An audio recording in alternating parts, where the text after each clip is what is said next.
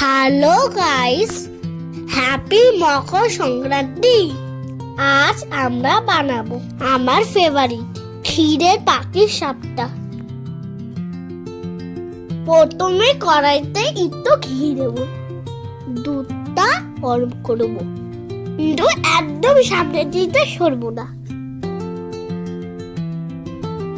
এবার একটা বাটিতে গরম দুধ দিলাম, তার মধ্যে পাউডার দুধ দিয়ে ভালো করে মিশিয়ে কড়াইতে দিয়ে দিলাম।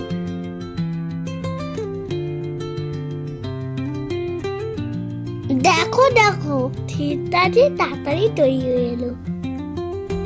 খেতেও কিন্তু অনেক টেস্টি হবে। এবার একটু একটু করে নাড়াতে থাকবো। দেখছো দুধটা কেমন ঘন হয়ে যাচ্ছে। খুন্তি দিয়ে সমানে নাড়তে হবে, একদম সরানো যাবে না। এবার পরিমাণ মতো গুড় দিলাম।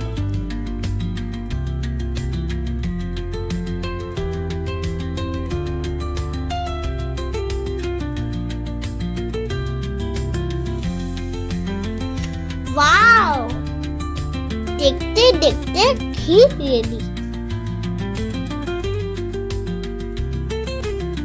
এবার একটা তাওয়াতে অল্প তেল ব্রাশ করলাম, এক হাতা ব্যাটার দিয়ে গোল করে ছড়িয়ে দিলাম। তার ওপর ক্ষীরের পুর দিয়ে সুন্দর করে রোল করে দিলাম। ব্যাস, তৈরি হয়ে গেল মজাদার ক্ষীরের পাটির সাপটা। সবাইকে আবার হ্যাপি মকর সংক্রান্তি।